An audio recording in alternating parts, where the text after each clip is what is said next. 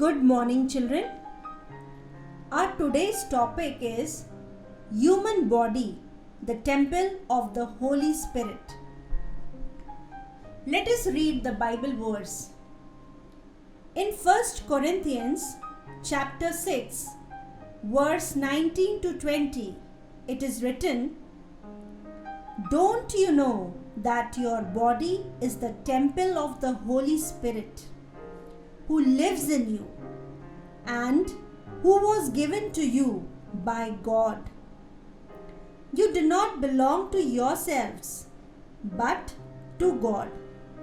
He bought you for a price. So use your bodies for God's glory." Children, our body is the temple of the Holy Spirit. God created us in His own image and likeness. At baptism, our body was washed wholly by water and anointed with holy oil. God poured out His Spirit on us and made us the temples of the Holy Spirit. Therefore, our body is holy. We should respect and keep holy our body, which is the temple of the Holy Spirit. Children, we grow physically every day. We also grow in our skills and knowledge. As we grow up, our sex organs also develop. Along with it, our sexual feeling also rises. There is nothing to fear or wonder about it. It is quite natural for all of us to have such feelings. We should take care that the sexual feeling does not overtake us and that we should not become slaves to it. On the contrary, we should bring it under our control with a strong intellect and willpower and use it according to God's plan. This is known as sexual purity. It is a big virtue and it gives dignity and respect to our body. Now, children, how to grow in sexual purity? To grow in sexual purity, our sight, thought, speech, and habit must be modest and pure. Deal with others in a friendly manner and avoid persons, places, and circumstances that can lead you to sin. Be in close union with God through prayer and the sacraments. Have great love and devotion to Christ and His mother. Avoid all bad books, films, TV shows, dirty conversations, indecent dances, and advertisements which might spoil our sexual purity.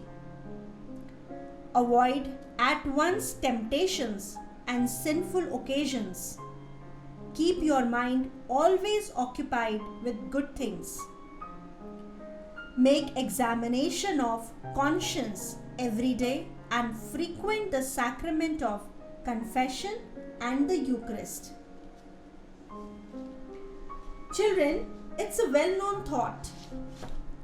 Health is wealth. Nobody likes to become sick. Everyone wants to be healthy from body, mind, and soul. Sickness is one of the greatest evils that affects human beings.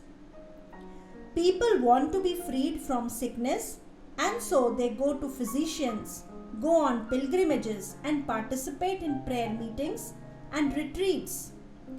By these, they do get healed and freed of their sickness. God wants all people to be freed from sickness and live in good health. The Bible says in John chapter 3, verse 1 and 2, "My dear friend, I pray that everything may go well with you, and that you may be in good health, as I know you are well in spirit. The Word of God heals people from sickness. The Word that comes from the mouth of God possesses the power to free people from illness and restore good health. It's written in the book of wisdom. No medicine or ointment cured them. They were restored to health by your word, O Lord, the word which heals all humanity. Jesus is the greatest healer. The Jews considered sickness as punishment for sin and the sick as sinners. They segregated the sick like lepers from the society and treated them with contempt. But Jesus, the divine healer, loved the sick in a special way. He felt pity for them. He went in search of them and healed them in various manners. Jesus healed the sick by giving them hope. When Jesus healed the blind man, he said to him, "See, your faith has made you well." Jesus healed the sick by his word. The centurion came to Jesus and said, "Just give the order and my servant will get well." Jesus said, "You can go and it will happen to you as you have believed." The servant was healed at that very moment. Jesus healed the sick by his touch. Jesus extended his hand over the man with leprosy, touched him and said, "I wish, let you be healed." Immediately his leprosy left him. Jesus healed the sick by forgiving. Jesus said to the paralyzed man, "Courage, my son, your sins are forgiven. Get up, pick up your bed and go home." The man got up and went home. By his passion and death, Jesus bore our sickness and healed us. To get healed from our illness is a sign that God's kingdom is in our midst, and it expresses God's great love for us. The church continues even today the healing ministry of Jesus. She does this by the celebration of the sacraments such as the Holy Eucharist, the confession and the anointing of the sick, and also by charismatic prayers, by special prayer services and by medical ministry. Children, we should believe in Jesus and in the Word and get healed of our sickness. Thank you and God bless you.